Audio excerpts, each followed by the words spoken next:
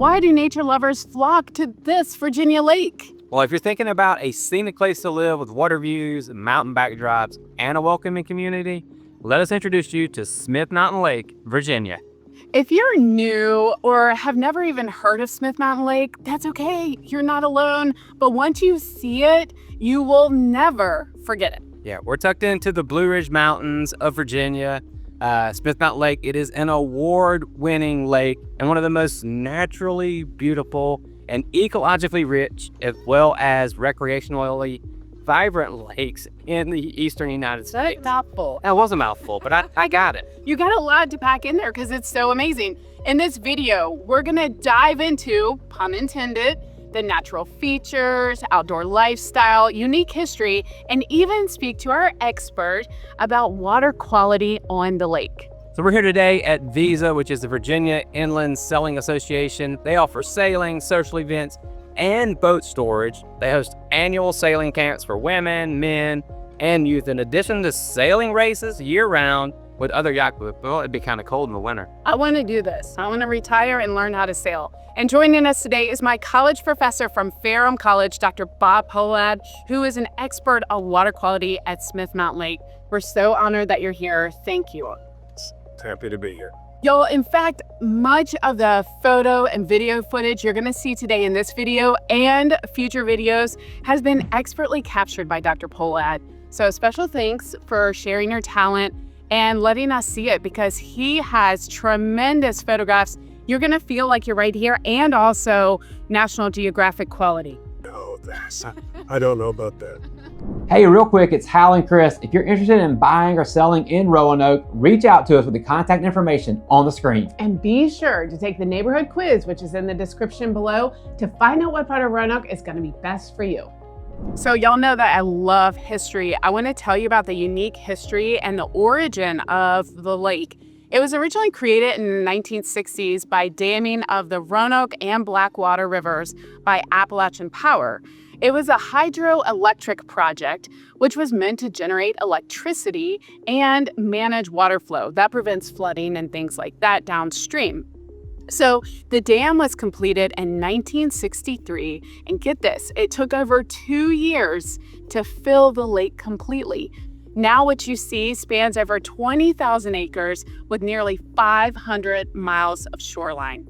But unlike other artificial lakes, it was carved into a really rugged landscape, and that's why you have these like hidden coves and forested ridges and just kind of a dramatic shoreline contour. You've probably been in a lot of those coves. Yes, many of them. That's exactly right. It's beautiful. And what's the difference between the coves versus the main channel? Well, I think the depth of the water in many cases. So for us, as we look at water quality, when you get into some of those shallower areas, then it changes the dynamic of the waters. Out in the deep water areas, you're getting more flow, more change in water patterns, but sometimes in the coves you get less of that. That makes sense. We see a little bit difference as far as the biological side of it too. And the busyness too. I know that I once tried stand-up paddleboarding, not something you want to do in the main channel. Exactly. In the cove, it was perfect. It was sheltered, it was calm, it was really quiet, so that was nice. So if you're thinking about moving here or visiting, let's talk a little bit more about what there is to do. But you need to know that conservation efforts have helped preserve the lake's clarity and shoreline health. We're gonna really dig into that a little bit more with Bob later in the video, so stay tuned for that. But outdoor lifestyle on land and water, there's so much to do. Some water activities are boating, like you mentioned, pontoons, kayaks, jet skis, and sailing right here at VISA. And then fishing, of course, is really popular, and they have tournaments here. I know that those are extremely popular. There's swimming, there's snorkeling, and you can imagine this would be a great place to snorkel. But if you're on land, you can do hiking at the nearby Smith Mountain Lake State Park and some scenic overlooks. There's bird watching that we talked about. There's some wetland areas. You'll get to see some different species. Horseback riding, cycling, even rock climbing at some of the mountain ridges. So that's really neat too. So as you can tell, there are just plenty of things to do, right? There. You won't get bored. You can take it easy like we are, or have an action-packed time. It's a lot of fun. So let's talk a little bit now about what makes Smith Mountain Lake different than other lakes that you're gonna find. Well, you can see kind of from the shoreline that it's not over-commercialized. There's pockets of natural shoreline still intact. There are some amenities close by, but it's not over-commercialized. Plus, there's a nice blend of the development versus the wilderness. And it's large in size, but pretty low in population density, which creates this quiet, uncrowded feel. Now, we're here during a weekday, but what's it like here on the weekends? Very busy. Okay. Lots of boats. A lot of families come in over a weekend. Now, during the winter, it's very calm. But and there is some really good sailing during the winter. But you still see the bass fishermen out. They're here year round because of the quality of fishing here at the lakes. But I think the idea that you have so many natural areas, whether you go up the Blackwater arm of the lake, up the Roanoke arm of the lake, it's different, and there's less development in many cases up the Blackwater. But you can find a cove to get away in, and just, you'll see the boats, and boats will moor in a cove, just enjoy the peace. And a lot of them do it behind us at Smith Mountain. So at the bases of Smith Mountain, there are lots of coves you can get, and you can be there without anybody else around. You can also go and drive over and hike along the ridge of Smith Mountain. And there's an excellent hiking trail that affords you some great views of the lake from way up on the mountain. And we've hiked that along that trail. And that goes with the state park with all the trails and the county park, So yeah, it's really incredible as you move up the arms of the lake to see how it changes. Interesting. Well, I think because it's not overdeveloped, there's still a cleanliness of air and water compared to some of the more developed or industrial lakes, which is nice. But there's a strong local commitment to stewardship and conservation, which brings us into the next section we really want to focus on, which is our expert insight with Bob Polad talking about water quality. We've asked Dr. Polad from Ferrum College and Smith Mountain Lake Association Water Quality to speak to us today about what the water's really like. And he's a professor of biology, horticulture, and environmental science. And that's what I graduated from. Ferrum College, loved it, great school, please look into it. But he's been teaching there since 1978, y'all. And his late wife, Dr. Carolyn Thomas, also one of my professors, taught at Ferrum of environmental science, biology, and spearheaded the water quality efforts at Smith Mountain Lake. So let's just dive right in. Like, what is water quality when we talk about water quality, and how is it measured? It's interesting you talk about stewardship, because the Smith Mountain Lake Association and residents around the lake have bought into the idea after Ferrum sort of started monitoring that the volunteer side of them being able to help collect samples gives us more eyes on the lake. So what you end up with is everybody watching. If there's a weed, if there's a change in color of the water, if there's something happening, the volunteers and lake residents now know to give us a call or call the Smith Mountain Lake Association, and now you're right on it right away. We're very fortunate, though. Smith Mountain Lake has been very clean and very healthy for many years. And we've had a few scares, with algae a few years ago. So we had a harmful algal bloom concern. But the last 2 years, we've had none. And so, certain things happen. So by monitoring, we know over all those years that it's staying healthy, but we also can respond to a concern. So we have a water quality alliance with the Chamber of Commerce, with the Smith Mountain Lake Association, with many of the businesses, and Ferrum College. And so what happens is now we can say, oh, this is necessary or not necessary, and more studies need to be done. And so that's done. But it's so healthy right now that, it's nice to see a lake that would naturally transition over time not do that. It's really staying very healthy.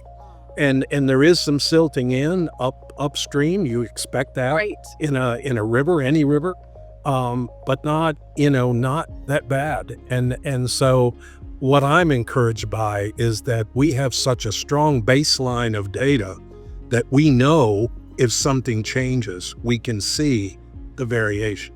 We check water clarity. We check all the algae on a weekly basis, starting in May through August at the college. There is a dock watch program now that has more residents through Smith Mountain Lake Association. I mean, there are people, if you come to the lake and you live here, you can get involved as a volunteer in so many different ways to help protect your lake. Right. And it has creates to be- buy-in. It does. And that's what we love. So we have a picnic every year. And at that picnic, we share the results of the year, and we create a 100-page report every year with all the data on the water quality. And all of our information is uploaded to the Department of Environmental Quality and is used by EPA for the monitoring of the lake. So that's where Ferrum College has really been able to champion the quality of the water at the lake. But it's really the residents that have been part of them.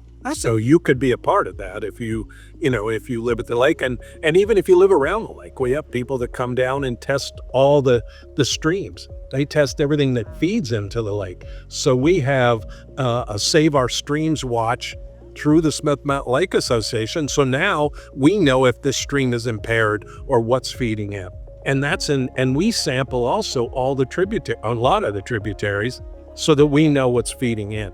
And Roanoke sampling and monitoring what's feeding into the Roanoke River. So now you take all those pieces, and this lake really, we know a lot about what's going on at Smith Mountain Lake. Yeah, and if you know a little bit about science and water quality, I was in the Isaac Walton Save Our Streams and tromping through in Roanoke streams to find macroinvertebrates, which test the quality of the water.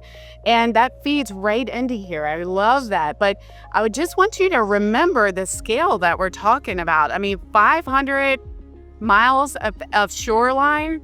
This lake is massive. So for them to have a volunteer base of over 40 or 50 volunteers is truly incredible. So way to go. And if you're watching this, you want to get involved, it's really important. Let me back up. I remember as a student coming out with Dr. Paula Thomas, who we did the boat survey and we did a water quality check. And I believe that it was a Seshi disc. Yes. Was that what it's called? A Seshi gives you water clarity. So you can actually drop the Seshi disc down in the water. And when you do that, you can see the clarity. And we measure that all the time, and the volunteers measure that. Oh, wow.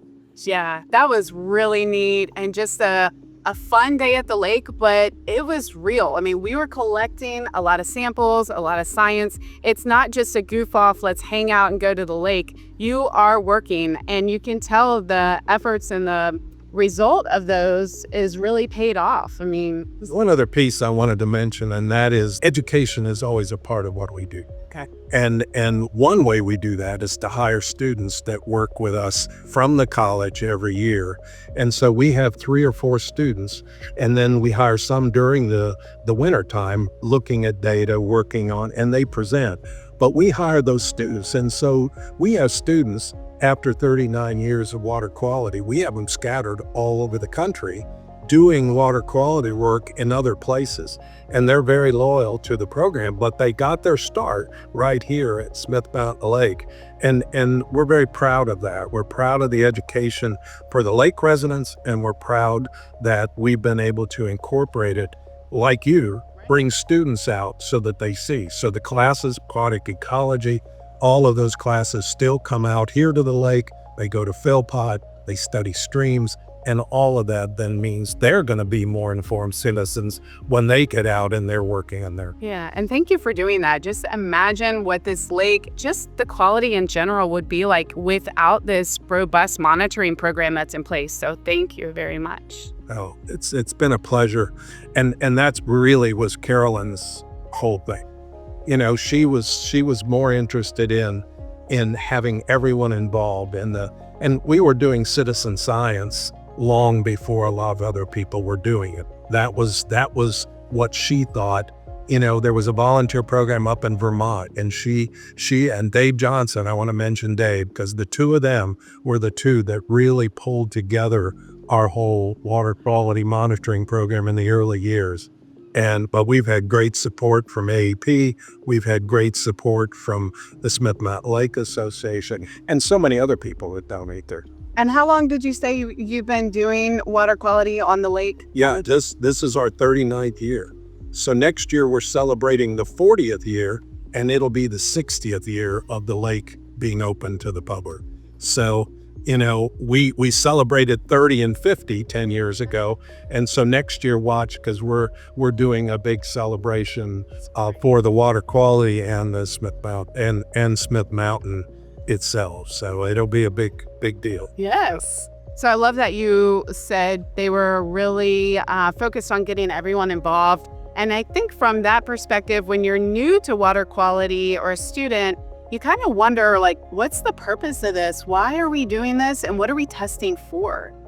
Well, I mentioned education. So obviously it's training them to look at the other. But if you take this database and we know, phosphates in the water, we know algae, we know clarity. So anytime there's a change around the lake, and we'll see that change in the water quality.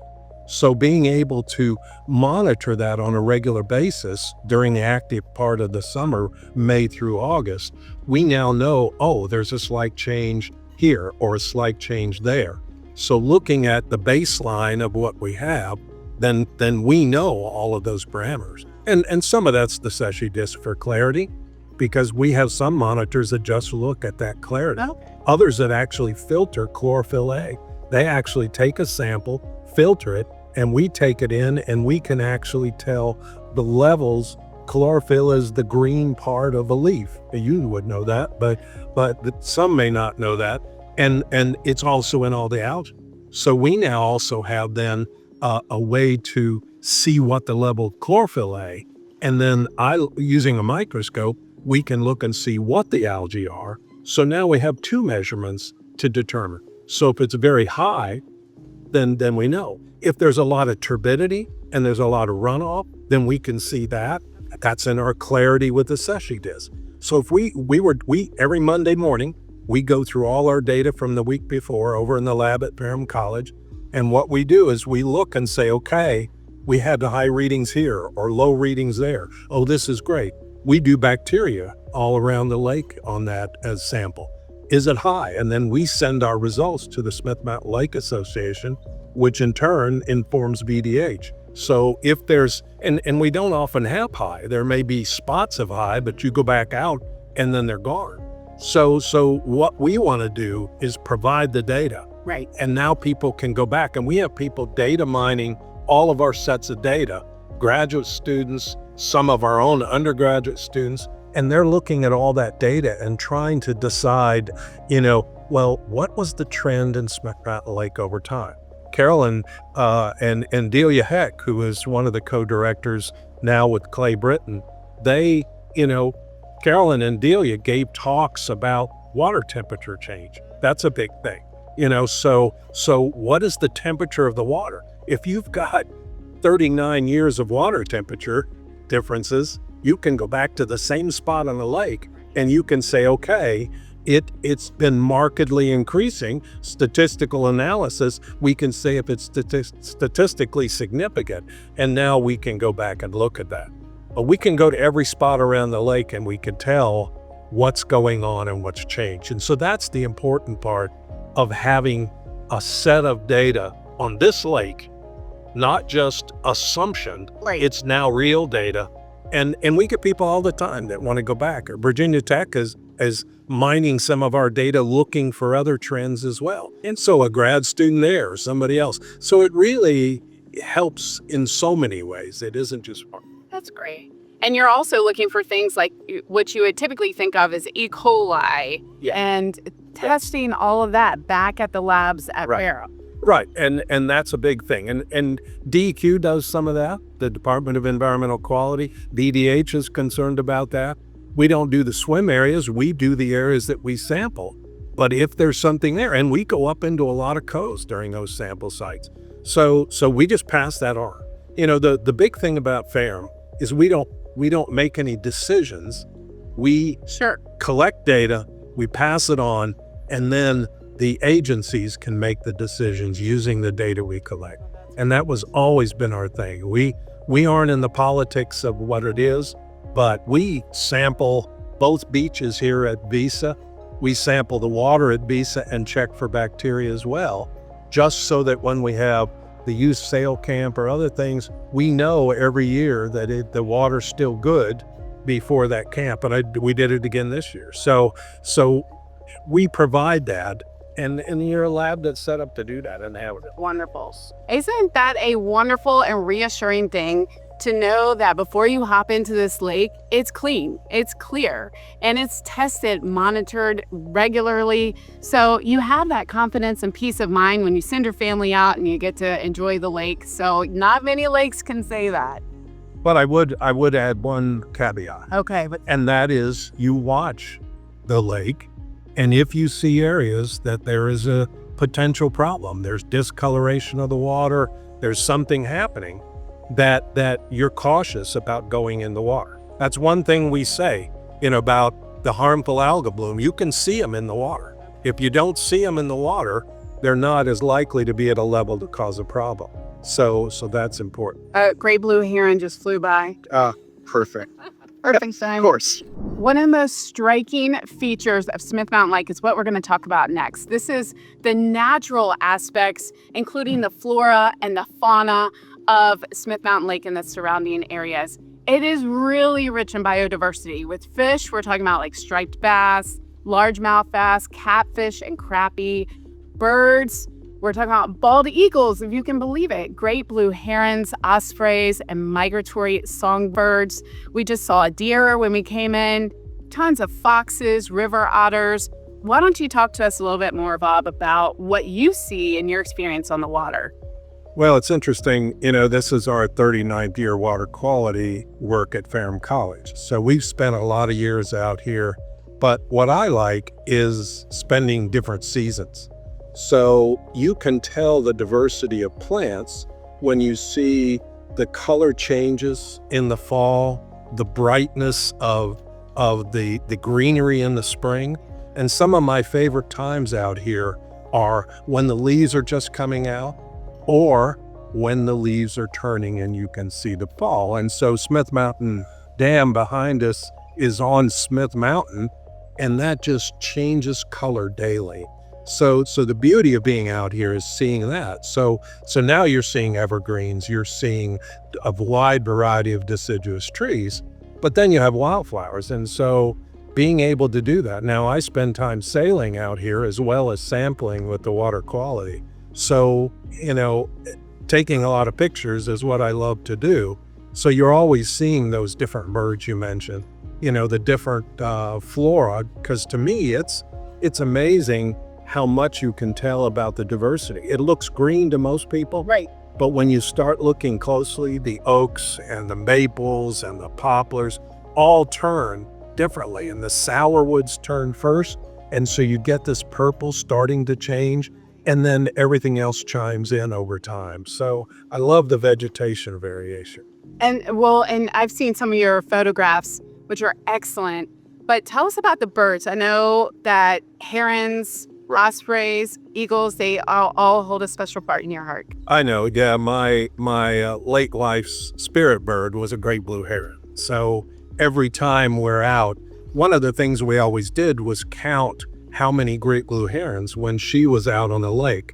And so each team that was sampling would count and see could count the most great blue herons. So it was fun to see who had the most. So since then, now, because I post so much about herons and other birds, then to me, everybody's chiming in saying, oh, I saw a great blue, and that was Carolyn Thomas, my late wife.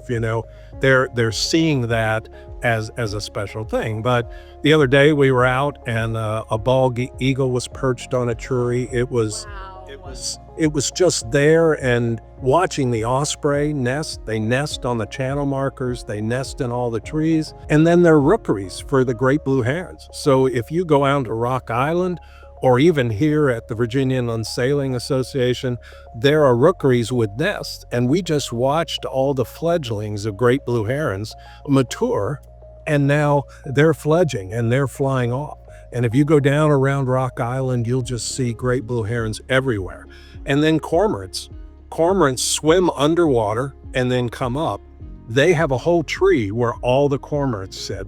And you can go down there and see the cormorants drying their wings and sitting out in the wild. So I think everywhere you turn, there's something new to see. The birds are amazing.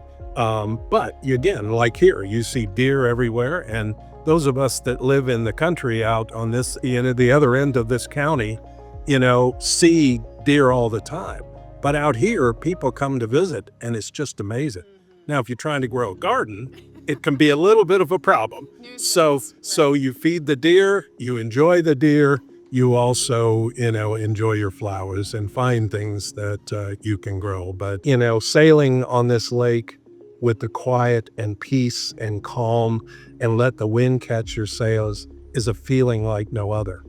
But traveling around by motorboat as well, and then watching people just enjoy themselves, with their families out on the lake. And you're sailing along or you're moving along, and here comes the Virginia Dare with a whole group of people that are having lunch and enjoying and waving to you. I mean, it's such a friendly place, and everybody's enjoying, whether they're here for the first time or they're coming, I love that. The jewel of the Blue Ridge, for sure. And I love what you said, because you shared that you come out here weekly to sail. Right. And that brings me to a good point. There's no perfect time to come out on the lake. As he mentioned, every season that you choose is going to show you something a little different. So I encourage you to come all 4 seasons, or hey, live here full time. That's another option. What I think is unique too is that you see these mountains, the silhouettes here, it's set within the foothills of the Blue Ridge Mountains. So you have this stunning backdrop of mountains and the lake year round. But if you want more information, there's so much more, including housing, cost of living, amenities. Check out some of our other videos too, and it's so pretty. Hal, you think we'll come back and film some more? I think so. Absolutely. Yeah. Wow, that was a lot. Thank you for your expertise. And hopefully you can see that this is more than just a lake. I mean, Smith Mountain Lake is this treasure. It's a living, breathing part of the landscape with unique features and a balance in natural beauty, ecological health, and outdoor adventure. So if you're looking for a place to reconnect with nature while still enjoying a vibrant lifestyle, hey, Smith Mountain Lake just might be the place for you. We'll see you on the next video.